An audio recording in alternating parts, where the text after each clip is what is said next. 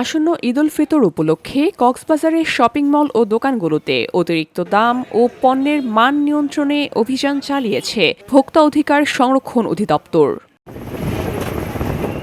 আজ সকাল থেকে দুপুর পর্যন্ত শহরের বিভিন্ন শপিং মল ও প্রসাধনী সামগ্রীর দোকানে অভিযান পরিচালনা করে অধিদপ্তরের উপপরিচালক হাসান আল মারুফ।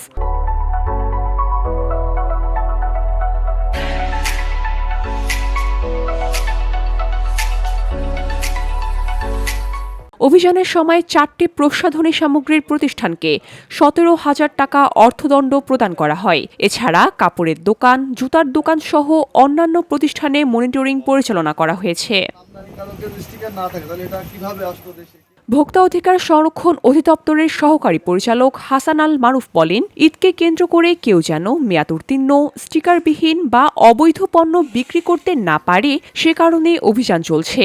এই মনিটরিং ঈদের আগ মুহূর্ত পর্যন্ত অব্যাহত থাকবে। সমস্যাগুলো পেয়েছি যে প্রচুর বিদেশি কসমেটিক্স বিক্রি হচ্ছে, কিন্তু আমদানিকারকের কোনো স্টিকার নাই বা লেবেল নাই, কোনো ধরনের কোনো বৈধ ডকুমেন্ট দেখাতে পারেনি। এর প্রেক্ষিতে আমরা 4টা প্রতিষ্ঠানকে এই স্টিকারবিহীন কসমেটিক্স বিক্রি করে 17,000 টাকা অর্থদণ্ড করেছি।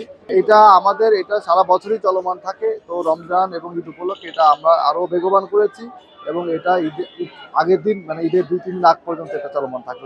VOD Bangla news desk.